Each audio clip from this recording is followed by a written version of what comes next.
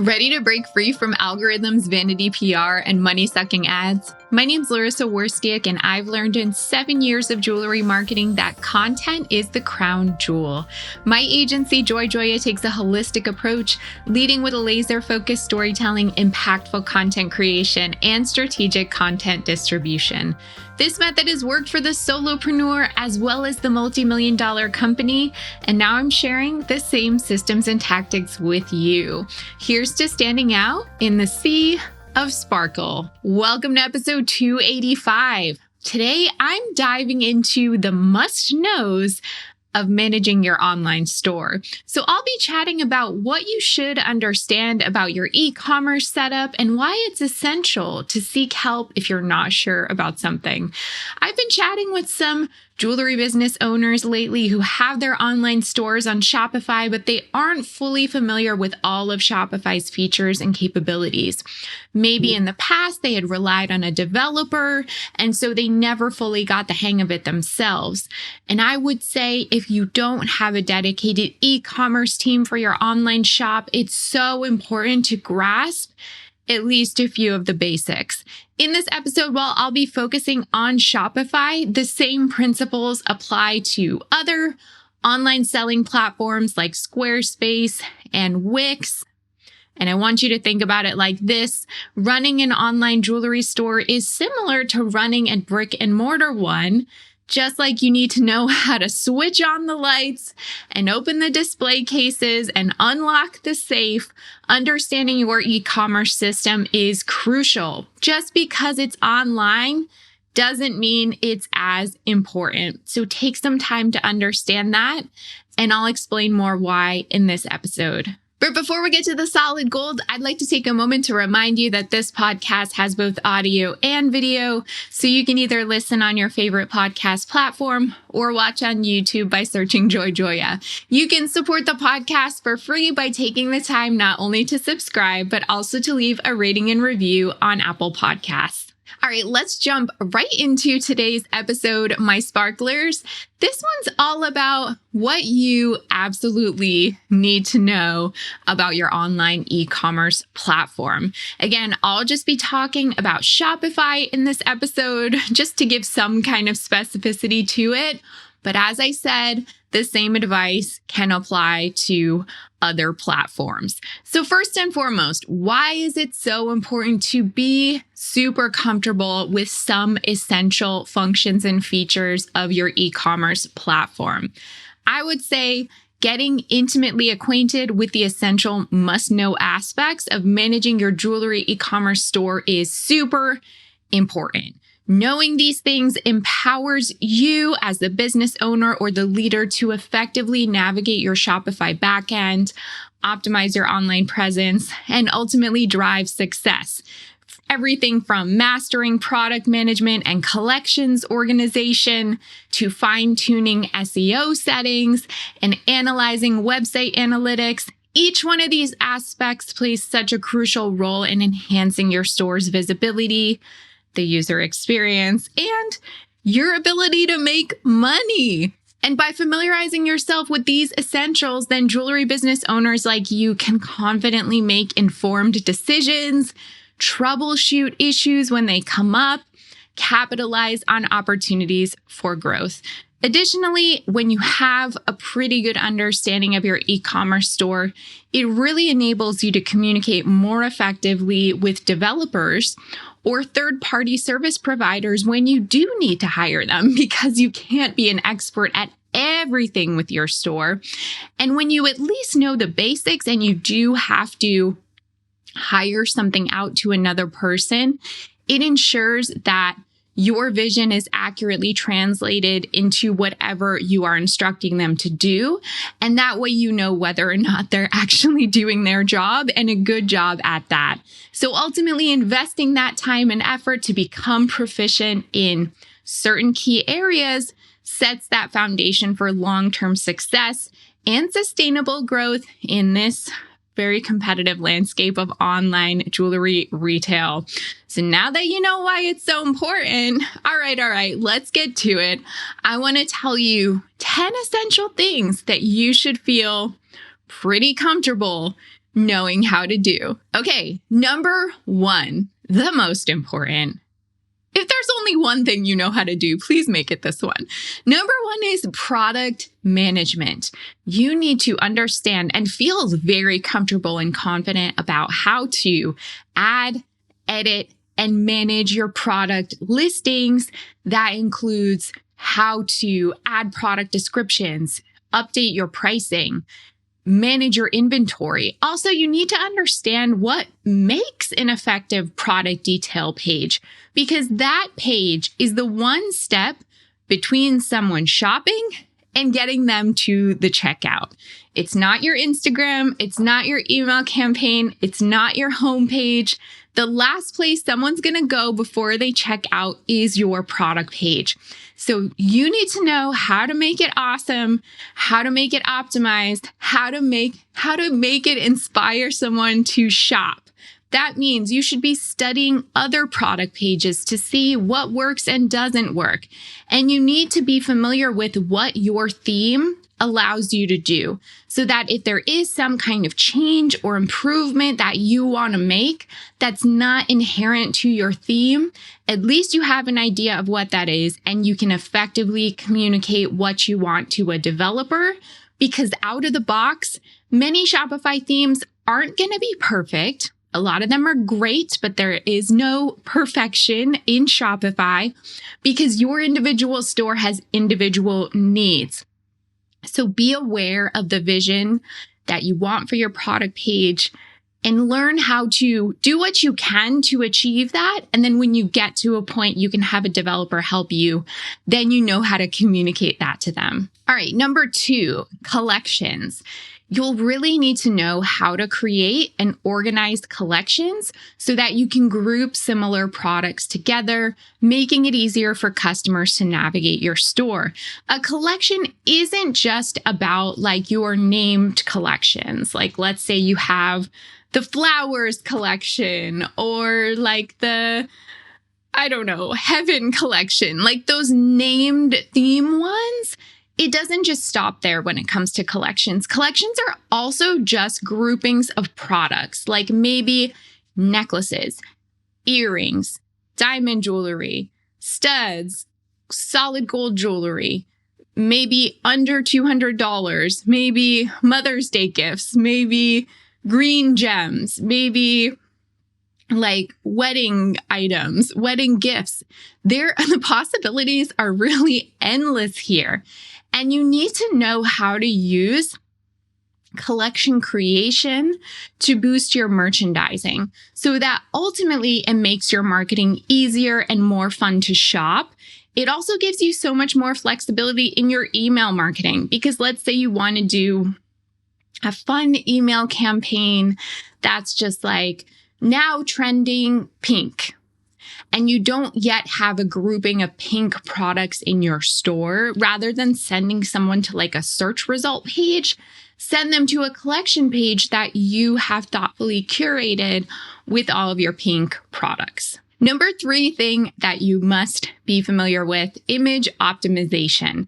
So learn how to upload high quality images and optimize them for web display so that you can enhance the visual appeal of your products. You'll want to know the correct sizes for your theme.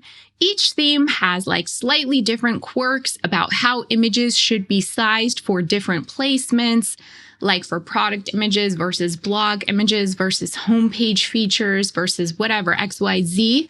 So get familiar with that. Have it in one place that you can reference, size all your images accordingly, and organize them nicely in a folder on your computer or in the cloud so that you have access to the right sizes. That means the user will get a really great visual experience and pictures won't be wonky or too small or showing up pixelated or just not loading correctly or slowing down the loading of your website because they're too large. So you got to know your pictures. Number 4, adding and editing pages and blog posts. So I'm kind of lumping these two together, even though they're a little bit different. Adding a page on your site would be, say, like your about page or your shipping policies page or your jewelry care guide page or whatever, a page about your events and pop-ups. Whereas the blog post is more like an online journal. And those posts are typically organized chronologically and updated as such.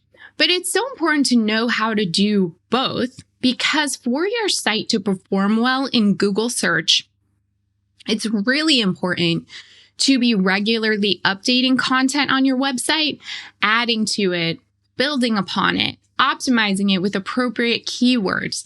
And all of that just adds richness and depth to your site too. The more storytelling, the more content there is, the more involved and interesting you can make your marketing. And it also just helps build trust with customers.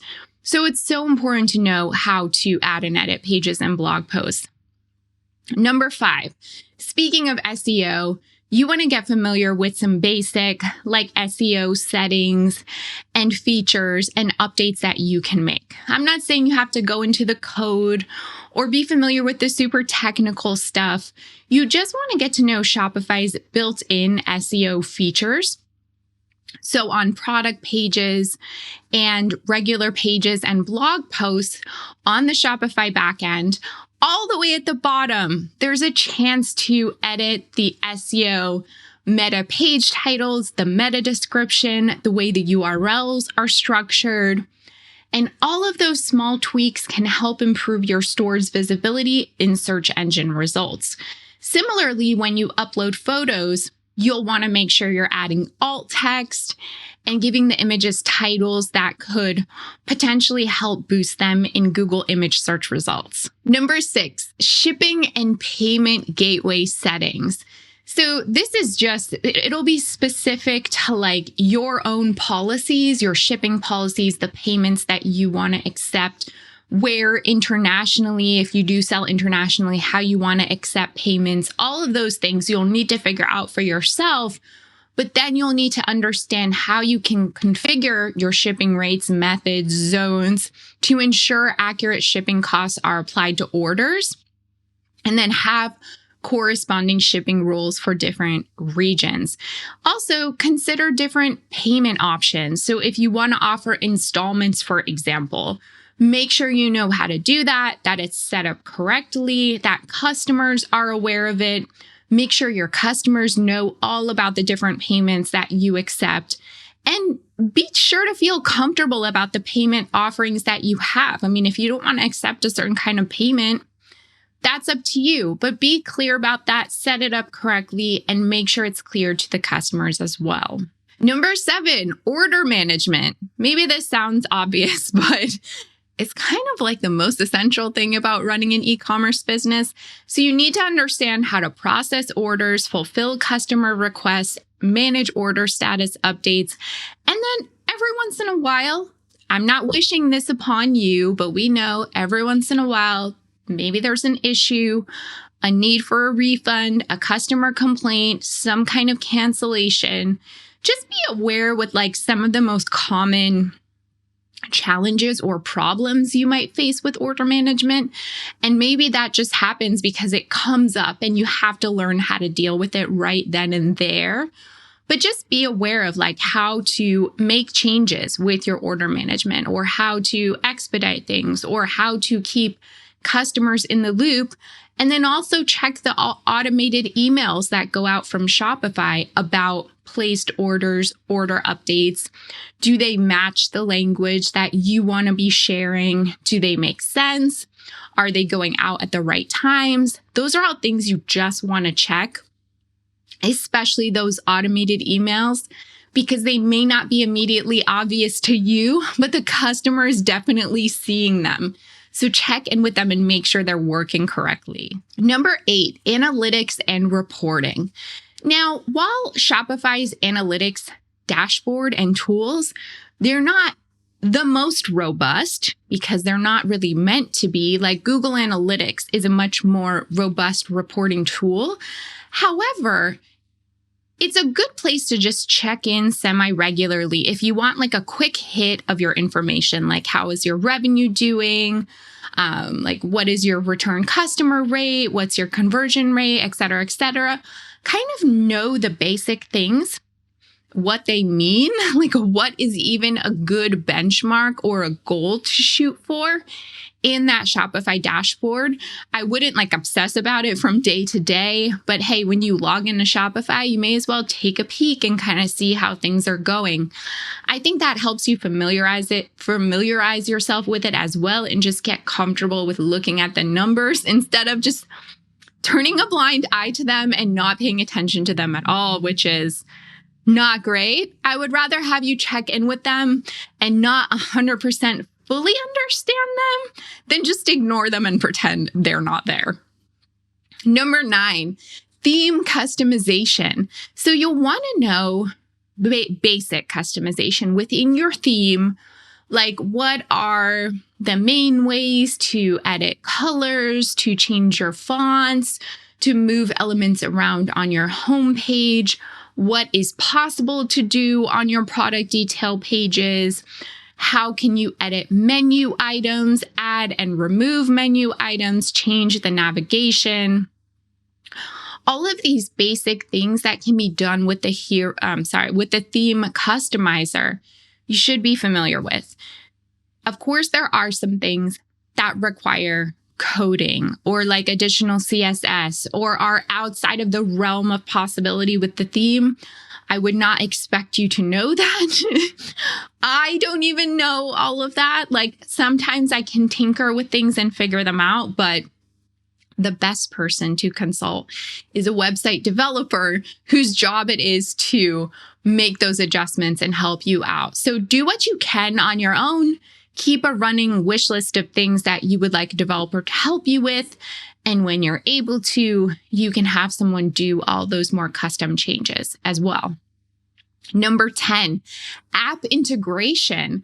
So know how to, 1, search for, and 2, integrate third-party apps within the Shopify App Store so that if there are like fun, cool marketing things that you want to do or features that your site doesn't have that require an app, maybe an email marketing integration, a loyalty program, a social media integration, customer review app, you'll want to know how to search for them, how to kind of evaluate which one might be right for you, how to install it, and manage them as well. One mistake I see is business owners who install a bunch of apps, or they tried them out, or maybe they don't use them anymore and they have a ton of apps. And that's actually slowing down their site because they have a lot that they don't even use. So it's important to kind of check in with your app setup semi-regularly to decide whether or not you can remove apps that no longer serve you. And knowing how to set up basic integrations as well, like how to integrate Klaviyo with Shopify, for example. As I mentioned before, you don't need to know like custom coding or like CSS. There's really no reason for you to be messing with it. That's where I draw the line of like you being familiar with your Shopify store. There are things you should know and things you should trust. And that's when having a good developer on hand comes really in handy. And not waiting to the last minute to find someone. Like when something is totally broken on your site and you're desperate and you need someone, that is not a good place to be in to try to find a developer in a place of desperation. It would be like if you had a brick and mortar store and you didn't have like a trusted plumber or locksmith or whatever you need regularly on speed dial. And that instead, every time something happens, you like panic and scramble and try to find someone. It's really important to have a community of people around you that you trust, that you build relationships with over time. You may not engage with their services all the time, but you know that they're there when they need you. So I want to share some reasons why you'd want to have a developer kind of like in your back pocket, ready to help you at a moment's notice, because any one of these issues can become urgent at any given time. And I have witnessed it for myself. I have seen it happen, like some pretty crazy things that just pop up out of the blue. and there's no developer on hand to help, and there's a scramble to find someone. Also, I have seen firsthand the technical support provided by a lot of the e-commerce platforms. While it's fine, it's not outstanding, and they're not going to go out of their way to help you, especially if it's something that really requires a developer, because this technical support is not equipped to handle that. And again, that's coming from personal experience of what I have seen. So you don't want to find yourself in a bind when your literal income depends on it. So these are issues that happen more than you think, and to watch out for and to consider having a developer. 1, technical issues. Websites, even the best websites, the most well-managed websites, can encounter technical glitches like page errors, broken links, functionality issues at any time and without notice. And you don't want your website to be down, especially, let's say it's a really busy time of year for you. A developer can quickly troubleshoot and resolve these issues to ensure your site runs smoothly and maintains that positive user experience. Customization. I promise you that from the day that you set up your store to 1 year from now, 2 years from now, 5 years from now, as your business evolves and grows, there will be something, at least one thing, you want to customize about your website's design or functionality to better suit your needs or differentiate yourself from competitors. And most Shopify themes, even the ones that seem the best suited to your business, will need to be customized in one way or another. And a developer can implement custom features, design changes, or integrations to align with your brand and business objectives. Optimization. So this is really important if you want to perform better in Google search results, or if you're running ads and you need your website to work better for the people who are coming from the ads. Developers can optimize your website for performance, speed, and search engine visibility.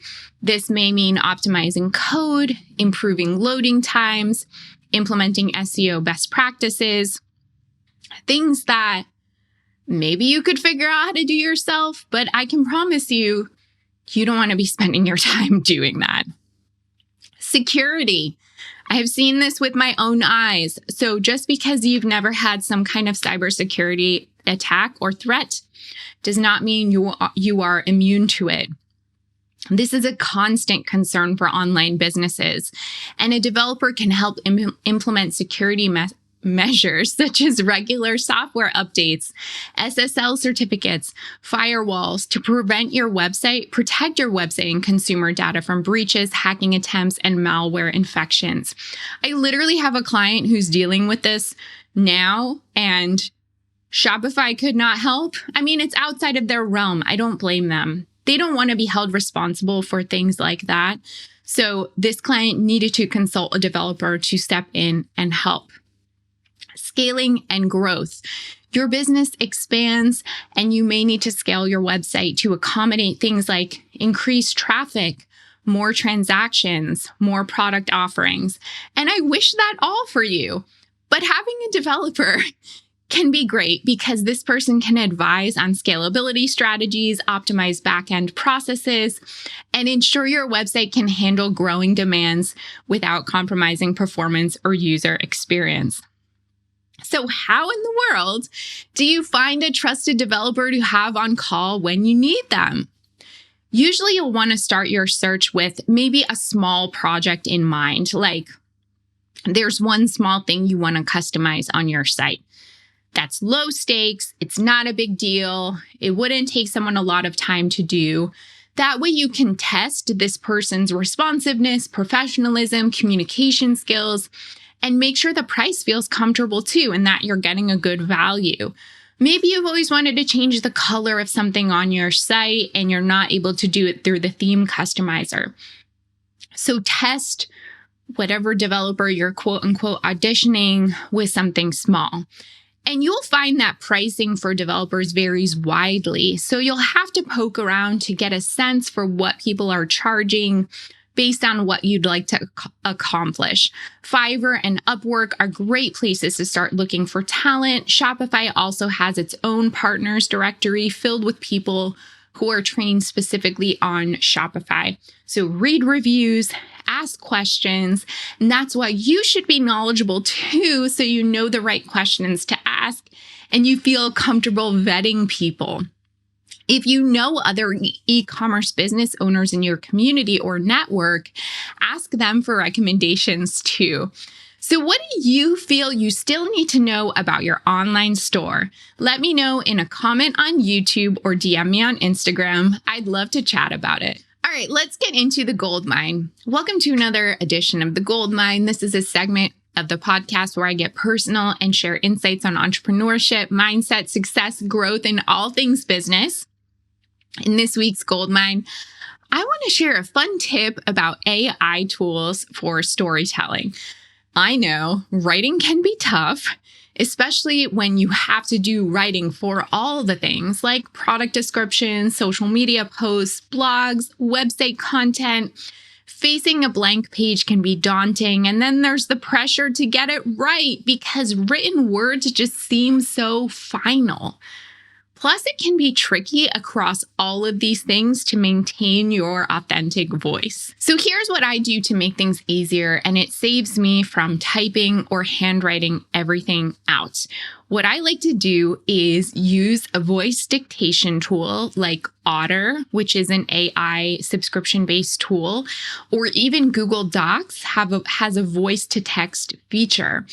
And if you feel comfortable literally speaking about your jewelry or about your brand, which I think most people are, they can talk about themselves, their business, their jewelry all day long. This method will feel really natural to you. So sit down with the tool, Otter, Google Docs, voice to text, whatever tool you find, and start talking about whatever the topic is that you want to convey. For instance, if you're writing a product description about a new product you're releasing, spend 5 to 10 minutes literally speaking to your device about the product. I want you to even set a timer to push yourself to say more than you might say initially. And for most people, it's easier to talk for 5 minutes than to type or write. It feels like less energy for some reason, especially when you're just talking to yourself, basically, and you don't have to hold a conversation. Whether you're drafting an email or a blog post, just start talking about the thing. Don't worry about being concise. Don't worry about making perfect sense. Who cares if you even curse or use like slang? I just want you to talk in your authentic voice about whatever comes to mind, the stream of consciousness to the tool. And the voice to text tool or the transcription tool will put what you said into text.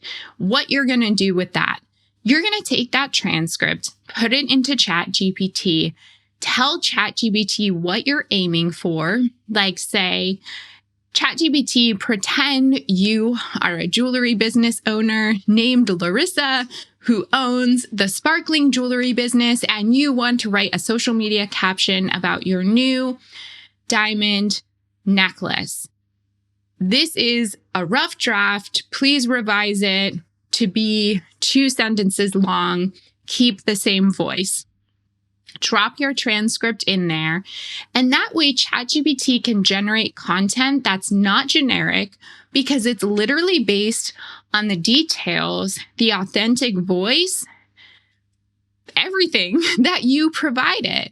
Even if it's not a solid draft, it doesn't have to be polished. ChatGPT will kind of just fish for the important things. You can also take whatever you dictated and reuse it in other ways. So it doesn't only just have to be a social media caption. Maybe that becomes copy for an email campaign or a product description. I think if you really struggle to talk about yourself and your jewelry, and even that exercise feels difficult, ChatGPT can help there too. So before you get started, use a prompt like this, where you say, imagine you're interviewing a jewelry designer about a specific topic, and you can put the topic there. Maybe that is about the new diamond necklace that's coming out for summer. What questions would you ask to get interesting and detailed answers? And ChatGPT, like the brilliant interviewer that it is, will spit out some questions for you that you can just look at on your screen and start answering those questions so that you don't feel like you're starting from nothing when you're talking. I think some people just need a prompt. They need a question to pull that information out of them. So you can use these questions as a starting point to kickstart your writing. And it's a helpful approach that hopefully removes some of the terror of staring at a blank page. So give these 2 tricks a try and let me know what you think. I would really be excited to hear that you tried it, what kind of results you got.